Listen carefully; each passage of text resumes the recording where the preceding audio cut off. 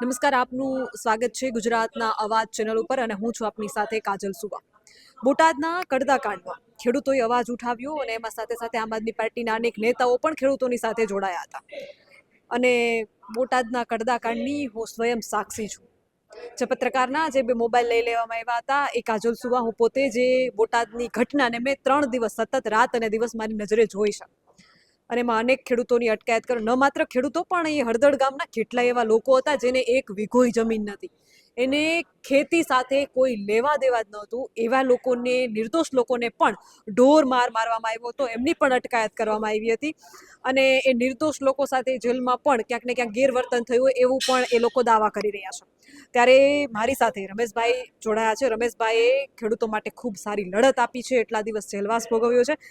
રમેશભાઈ, સર્વપ્રથમ તો ગુજરાતના અવાજ ચેનલ ઉપર આપનું સ્વાગત છે. અને જેલમાંથી બહાર આવ્યા પછી તમારી કદાચ આ પ્રથમ ઇન્ટરવ્યૂ હશે અને પ્રતિક્રિયા હશે. ગુજરાતના લાખો ખેડૂતો તમને જોઈ રહ્યા છે. સર્વપ્રથમ તો ખેડૂતોને શું કહેશો?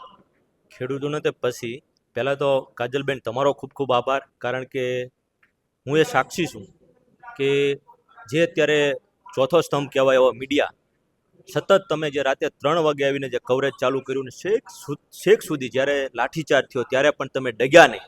તમારી ઉપર પણ હેરેસમેન્ટ કરવામાં આવ્યું, તમને પણ પકડવાની કોશિશ કરવામાં આવી, તમને પણ ડબ્બામાં બેસાડવાની કોશિશ કરવામાં આવી, પણ તમે જે નિડરતાથી પત્રકારિતા કરી, સલામ છે પહેલાં તો તમને કાજલબેન. જે પણ મીડિયામાં તમે ત્યારે હોય ત્યારે પણ મને પ્રોડક્ટ છે, મને ગર્વ છે કે આવા બહેનો, આવા મીડિયા કર્મીઓ જ્યારે હોય ત્યારે દેશની ક્યાંક ને ક્યાંક જે અવાજ બનવાનું કામ થઈ રહ્યું છે ને જે સાચો અવાજ છે ત્યાં સુધી પહોંચશે, એ બદલ આપનો અને આપના મીડિયાનો ખૂબ ખૂબ પહેલાં તો આભારી છું.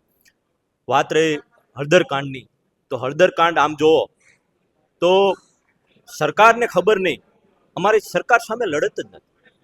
અમારી લડત હતી જે રીતે ગાયને આંચળ સાથે જે ઝીંગોડા ચોંટ્યા હોય ને જે લોહી પીતા હોય, એમ ખેડૂતના જે પાક માટે જે પાક બનાવીને આવતા હોય ને એમાંથી જે ચૂસવાનું કડદાકાંડ કરતા હોય વેપારી સામેની અમારી લડત હતી.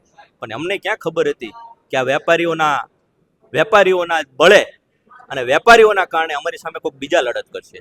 વેપારી તો સાઈડમાં હતા, પણ એમના જે પાળેલા કૂતરા હતા, એમના પાળેલા જે લોકો હતા એની સાથે અમારી લડત ચાલુ થઈ ગઈ. ક્યાંક ને ક્યાંક અહીંથી આપણે સમજવાની જરૂર છે કે આ સરકાર ખેડૂતની નથી, ક્યાંક ને ક્યાંક આવા ઉદ્યોગપતિઓની સરકાર છે. અને ઉદ્યોગપતિના કારણે જે અત્યારે અમારા ખેડૂત ઉપર જે અત્યાચાર કરવામાં આવ્યો, જો એમને કરવું જ હતું તો હું તો એમ કહું છું, કડદાકાંડની બધાને ખબર હતી કે જગ જાહેર વિડીયો હતો કે ભાઈ આવી રીતે કડદાઓ થાય છે, આવી રીતે ખેડૂતને લૂંટવામાં આવે છે, કેસ એના ઉપર થવો જોઈએ. પણ તમે સમજો, જે લોકો ભોગ બનનાર હતા એ જગ જાહેર કહેતા હતા કે અમારી સાથે અમારો સાથે અન્યાય થાય છે, અમારો મહામૂલો પાક છે, એક તો માણ આ કુદરતી આફતીમાં અમે આ પાક પકવો છે, એ પાક લઈને અમે એડમાં આવી છે ને એમાં પણ અમારા સાથે આ કડદો કરવામાં આવશે, અમને અન્યાય થાય છે, અમને ન્યાય આપો. તો ક્યાંક ને ક્યાંક ખેડૂતની જે વાતો કરતી દર વખતે સરકાર હતી કે અમે ખેડૂતની ગરીબોની સરકાર છે, એના ઉપર લાઠીચાર્જ કરવામાં આવ્યો. અને જે લોકો આના દોષી હતા, જે આ કડદાકાંડના મુખ્ય સૂત્રધાર હતા, એને તો આન મજાના એસી ઓફિસમાં બેન મિટિંગો કરવામાં આવી. આ ઘટના છે કડદાકાંડની અને આ છે આ ગુજરાતની દશા અને ખાસ કરીને બીજા દિવસે જ્યારે હળદળ ગામની મુલાકાત લીધી હતી ને એ સ્થિતિ મેં મારી નજરે જોઈ છે.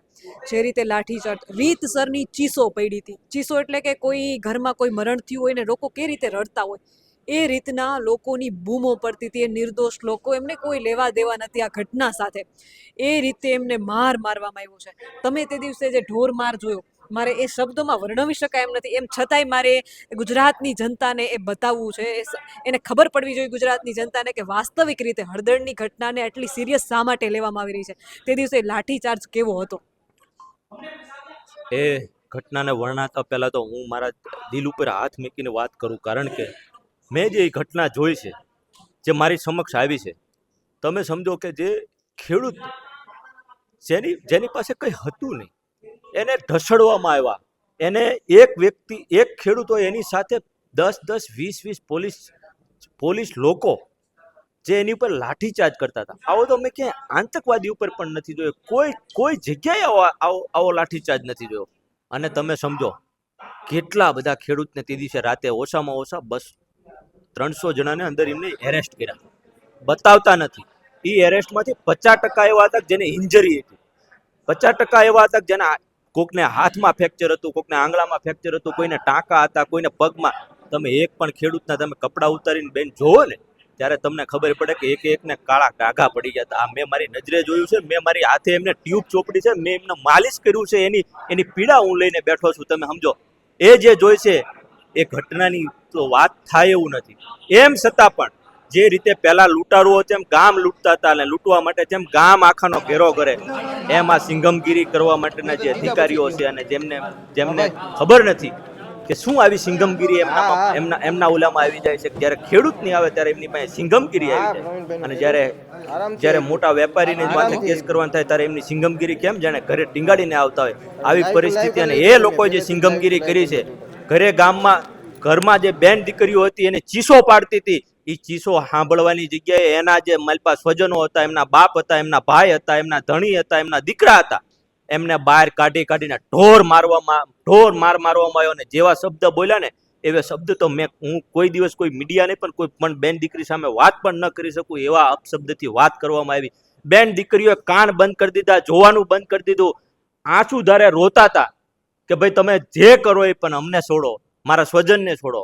પણ આ તો એકના બે થાય, કારણ કે ક્યાંક ને ક્યાંક તમે સમજો ખેડૂતના નતા, એમના પેટમાં જે અન્ન હતું એ ખેડૂતનું નહોતું, ક્યાંકથી ચાઇનાના દાણા અંદર પીડ્યા હોય ને એવું મને લાગતું હતું. કારણ કે ખેડૂતનો અનાજ ખાધેલો માણા હોય ને કોઈ ખેડૂત ઉપર આંગળી ઉટાડતા પહેલા 5 વખત વિચારે, કારણ કે એ અન્નદાતા છે. જો અન્નદાતા ઉપર આવું કૃત્ય કરવામાં આવે તો આનેથી કમનસીબી દેશ અને દુનિયા અને આ ગુજરાત માટે શું હોય. કેમ હું ગુજરાતનું ગૌરવ લઉં, કેમ મારો ખેડૂત અહીંયા સુરક્ષિત છે એવું ગર્વ લઉં, કેમ હું કહે કે મારો અહીંયા ખેડૂત છે એ 2 પાંદડે થશે, 2 પાંદડે નહીં પણ 2 પગ વગરનો થઈ જાય એવી પરિસ્થિતિ આ લોકોએ કરી નાખી છે. કોઈના હાથ ભાંગી નાખ્યા છે, કોઈનું માથું ભાંગી નાખ્યું છે, કોઈના લગ્ન ટળી ગયા, દિવાળીઓ બંધ રહી, દિવાળીનો તહેવાર હતો, દિવાળી જેવું રવા ન દીધું. તમે આનેથી કમનસીબી શું હોય બેન?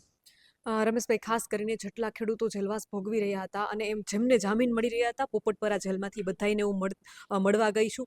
અને જે રીતે એ લોકો છૂટતા હતા એમની બધી સાથે વાતચીત કરતી હતી, એમના ઇન્ટરવ્યૂ લેતી હતી. એમાંથી એક દાદાની તમે પણ જનરલ બાઇટમાં વાત કરી છે. એ દાદાને બ્લડ કેન્સર હતું, ખૂબ મોટી ઉંમર હતી, અને કદાચ તમને ખબર નહીં હોય પણ એ દાદાનો પોતાનો દીકરો જે છે એ મૃત્યુ પામ્યો હતો. પહેલાં એનો જમાઈ મૃત્યુ પામ્યો હતો, એને ખબર નથી કે એમના જમાઈનું મૃત્યુ થઈ ગયું છે. એ ઘરે પહોંચવાના હતા જેલમાંથી છૂટી, અને પછી એને ખબર પડવાની હતી કે મારા જમાઈનું મૃત્યુ થઈ ગયું છે. પણ વાસ્તવમાં એવું થયું કે એ જ્યાં એના ઘરે રાતે છૂટ્યા અને પહોંચ્યા એને ત્યારે ખબર પડી કે એનો એકનો એક દીકરો હતો, એનું મૃત્યુ થઈ ગયું છે. એટલે એની ઉંમર આપણે BS9ના માધ્યમથી એ વિડીયો પર તમે જોઈ શકશો, એમની ખૂબ મોટી ઉંમર હતી.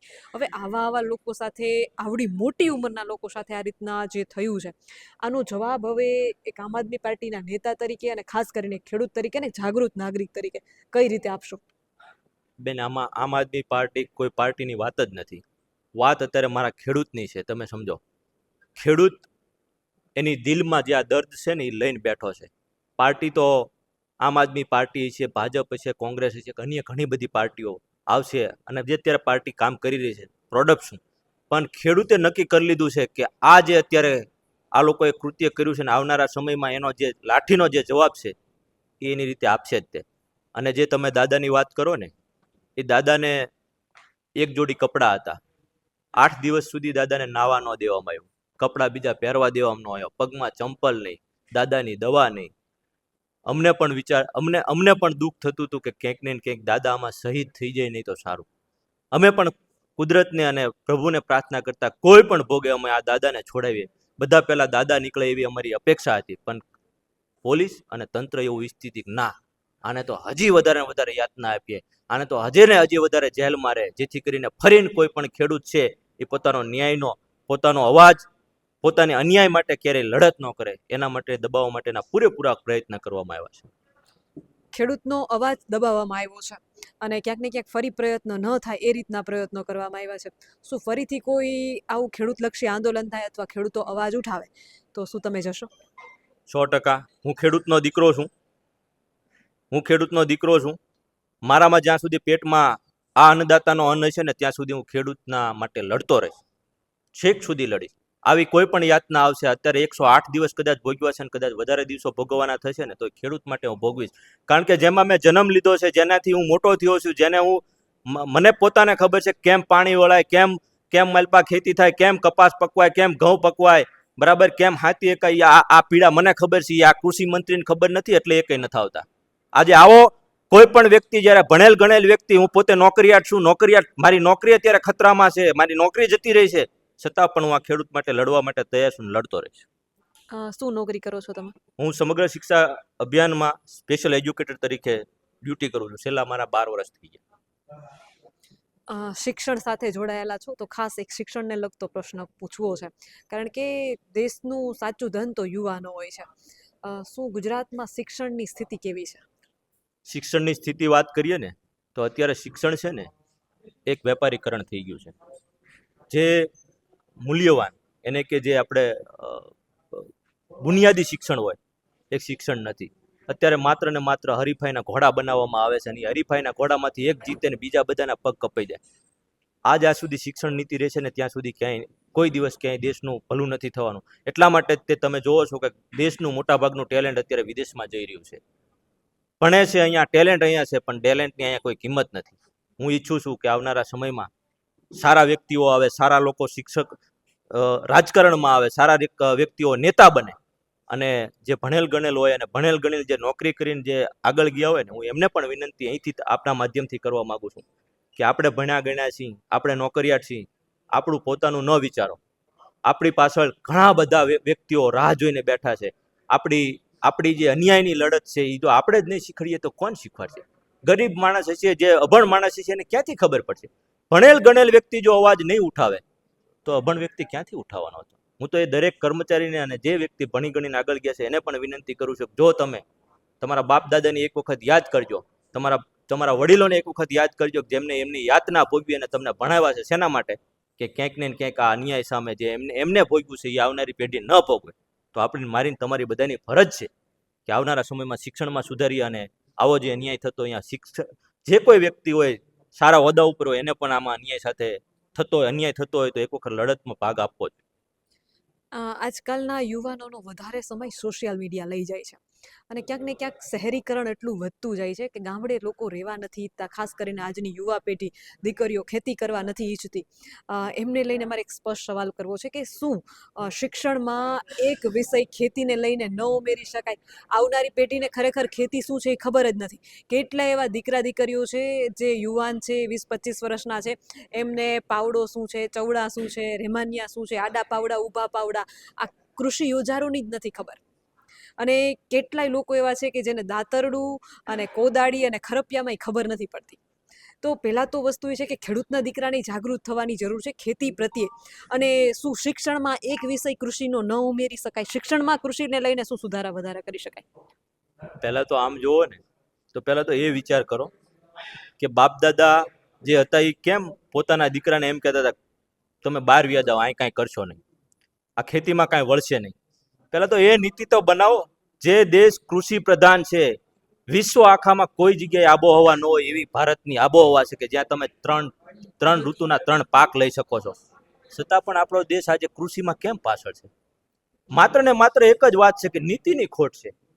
ખેડૂત આગળ ન આવે, ખેડૂતને જે સાધન સામગ્રી જોઈતી હોય પૂરતી ન મળતી હોય, ખાતર પૂરું ન મળતું હોય, પાણીની વ્યવસ્થા ન હોય, વીજળીની વ્યવસ્થા ન હોય, તો સ્વાભાવિક છે કે બાપ દાદા છે એવું જ કહેવાના છે કે આ ખેતીમાં કાંઈ વળે એવું નથી. તો સ્વાભાવિક છે કે યુવાનો આમ એક બાજુ જવાનો છે. પહેલા તો સરકારે નીતિ બનાવવી જોઈએ છે. ખેતી પ્રધાન દેશ છે તો ખેતી સાથે કેમ ના આગળ વધે?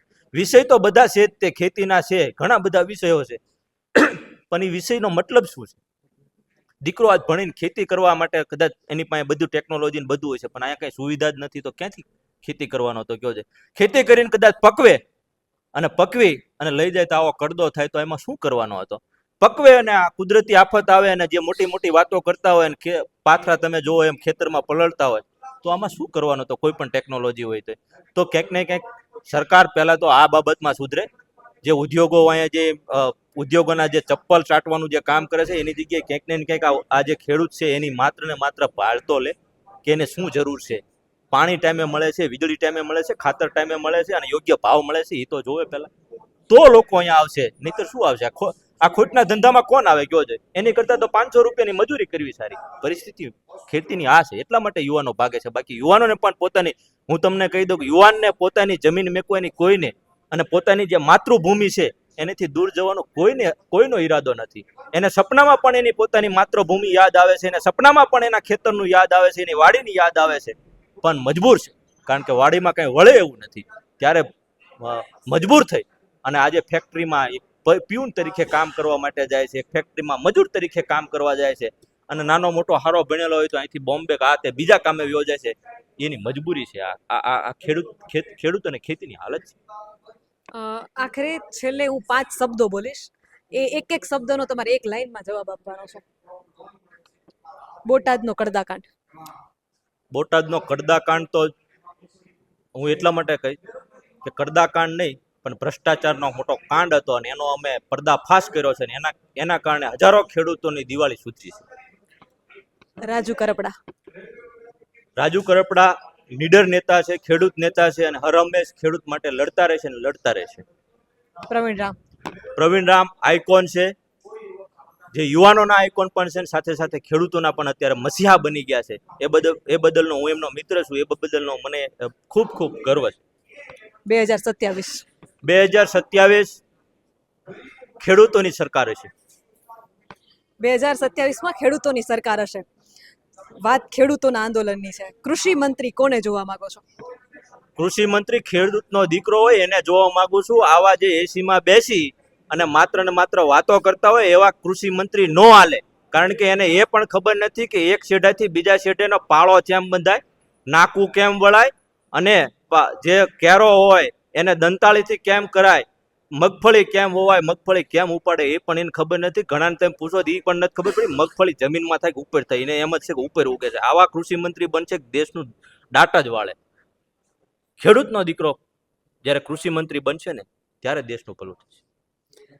પરિવર્તન આવશે શું લાગે છે? 100% આવશે. તમે અમારા ચહેરા અને અમારી આંખમાં જ જોઈ શકો, તમને અત્યારથી જ પરિવર્તન દેખાશે, કેમ નહીં દેખાય. શિક્ષણ મંત્રી. શિક્ષણ મંત્રી પણ એવો શિક્ષણવિદ હોવો જોઈએ જેને મેં તમને કીધું બુનિયાદી શિક્ષણનો ખ્યાલ હોય. માત્ર ને માત્ર અત્યારે જે રેસના ઘોડા બનાવે એવો મારે નથી જોતો. મારે એ બુનિયાદી શિક્ષણ જોયું છે કે કદાચ મારો યુવાન છે એ નોકરી વાંહે નહીં, પોતાની ફેક્ટરી અને પોતાની ખેતી અને જે દેશનો અને જે પોતાનો બાપ દાદાની જે ખેતી છે એને ઉજ્જવળ બનાવે, અને વિશ્વભરમાં ભારતની ખેતી વખણાય એવો ઉજ્જવળ બનાવનાર વ્યક્તિ જ્યારે આવશે ને, હું એવું જે શિક્ષણ આપનાર વ્યક્તિ છે ને એવા વ્યક્તિને હું શિક્ષણ મંત્રી તરીકે જોવા માંગુ. દરેક નોકરીમાં શૈક્ષણિક લાયકાતો હોય છે કોઈ પણ નોકરી માટે. તો ખરેખર શિક્ષણ, તમે શિક્ષણ સાથે સંકળાયેલા છો એટલે હું પૂછું છું, એક શિક્ષણ મંત્રી પાસે શું લાયકાત હોવી જોઈએ? શિક્ષણ મંત્રી પાસે લાયકાતની તો મારી જે અપેક્ષા છે કે એ શિક્ષણવિદ હોવો જોઈએ, જેને પ્રાથમિક શિક્ષણથી લઈ અને ઉચ્ચ શિક્ષણ સુધીનું જેને પોતાને જ્ઞાન હોય કે હકીકત શિક્ષણની પ્રણાલી કેવી હોવી જોઈએ, બાળકોને શિક્ષણ કઈ રીતે આપી આપવું જોઈએ. બીજું કે અત્યારની જે રેસની વાત છે, બરાબર, એ રેસમાં તમે શિક્ષક કોઈ તમે વિદ્યાર્થી નથી બનાવતા, માત્ર ને માત્ર એક તમે રોબોટ બનાવો છો. સવારથી સાંજ સુધી માત્ર ને માત્ર લેખિત. બાળપણ છે, કિશોર અવસ્થા છે, જો તમે એની બીજી સ્કિલમાં તમે ધ્યાન જ નથી આપતા, માત્ર એક જ તે પહેલાનો દીકરો નંબર લાવ્યો તારે લાવવાનો, ન લાવે તો સ્કૂલમાંથી ફરિયાદ આવે તો અહીંયા ફરિયાદ આવે. આવું શું છે આ શિક્ષણ? પહેલાનું તમે શિક્ષણ જુઓ, ઋષિ મુનિઓનું શિક્ષણ જુઓ, બુનિયાદી શિક્ષણ જોવી કે તમે એ દીકરાને કોઈ પણ જગ્યાએ મેકો, પોતાની જે પણ પ્રવૃત્તિ પોતે હાથે કરી શકે, પોતાનું જે કંઈ કાર્ય હોય પોતે હાથે કરી શકે, આવું બુનિયાદી શિક્ષણ હતું. અત્યારે આ બુનિયાદી શિક્ષણ ક્યાં? તમારે એક દી બાળકને ઘરેથી રેડું મૂકીને જવું તમારે ચિંતા થાય, જમશે શું, ડીશ કેમ ધોશે, પોતાના કપડાનું શું કરશે, પહેરશે કેમ, બટન કેમ. આ બધું બુનિયાદી શિક્ષણ નહીં હોય તો કદાચ કલેક્ટર બની જશે ને તો શું કામનું બટન વાંચતા નહીં આવડતું હોય. તો હું આવું ઈચ્છું છું. બુનિયાદી શિક્ષણ વગરનું આ દુનિયામાં આ દેશ માટે કાંઈ નથી. રમેશભાઈને આ 108 દિવસના જેલવાસે શું શીખવ્યું? રમેશભાઈને 108 દિવસના જે છે ને, જે રીતે ઇમરજન્સી સર્વિસ હોય ને એવી સર્વિસ રમેશભાઈ મેરે લીધી છે. એ બધી ઘટના બહુ ઘણી બધી છે, પણ એટલો બધો મજબૂત થયો કારણ કે હું શિક્ષણ સાથે જોડાયેલો, સતત મારું વાંચન હતું.